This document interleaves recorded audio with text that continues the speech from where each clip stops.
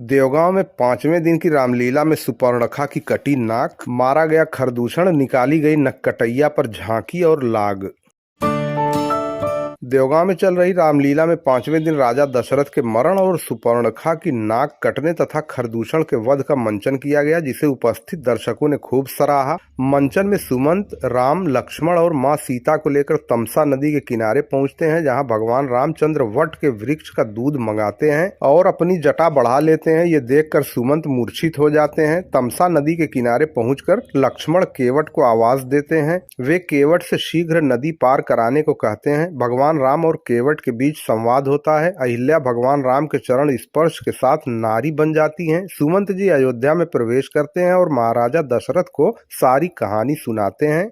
तत्पश्चात राजा दशरथ प्राण त्याग देते हैं। लीला मंचन में पंचवटी में बैठे भगवान राम, लक्ष्मण और सीता को देखकर राम पर मोहित होकर सुपर्णखा उनसे शादी का प्रस्ताव रखती है। सच्चाई से वाकिफ राम प्रस्ताव को ठुकराकर लक्ष्मण के सामने प्रस्ताव रखने की बात कहते हैं। लक्ष्मण को शादी करने के लिए कहने पर लक्ष्मण भाई की आज्ञा के बिना शादी न करने की बात कहते हैं।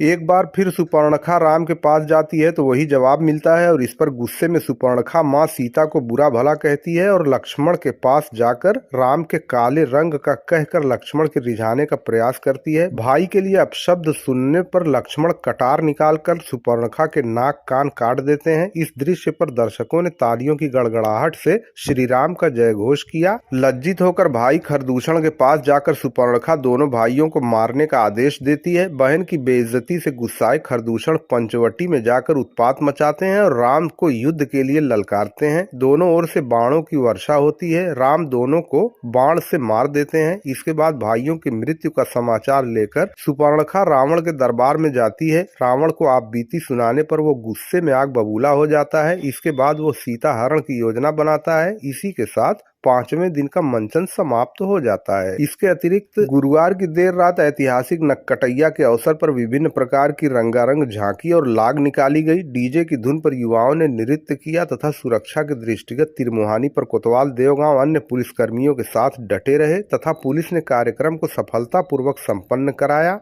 नक्कटैया पर आयोजित झांकी खरदूषण के साथ रात 12 बजे निकाली गई, जो बाजार का भ्रमण करते हुए रामलीला मैदान पहुंची। इस मौके पर रथ पर खरदूषण बने युवक ने लोगों को उत्पात मचाते हुए खूब लुभाया। विभिन्न प्रकार की झांकी और लाग जैसे इसरो का अंतरिक्ष यान, हवा में तप करता हुआ साधु, नारियल पर बैठा हुआ साधु, कमल के पुष्प पर विराजमान माता लक्ष्मी, कलश पर बैठी माता लक्ष्मी सहित अन्य प्रकार के रंगारंग झांकी निकाली गई। जय बजरंग अखाड़ा परिषद द्वारा आग से कई करतब दिखाए गए, जिसकी खूब सराहना की गई। रामलीला मैदान में आयोजित इस कार्यक्रम का पहला पुरस्कार इसरो के अंतरिक्ष यान की झांकी बनाने वाली टीम को दिया गया। लाग में पहला इनाम हवा में तप करते साधु की टीम और संजय प्रजापति को प्रदान किया गया। इस मौके पर बड़ी संख्या में लोग नक्कटैया पर निकाली गई झांकी और लाग देखने के लिए देर रात तक देवगांव बाजार में डटे रहे तथा देवगांव बाजार की मुख्य तिरमुहानी देर रात तक गुलजार रही और जयकारे लगते रहे।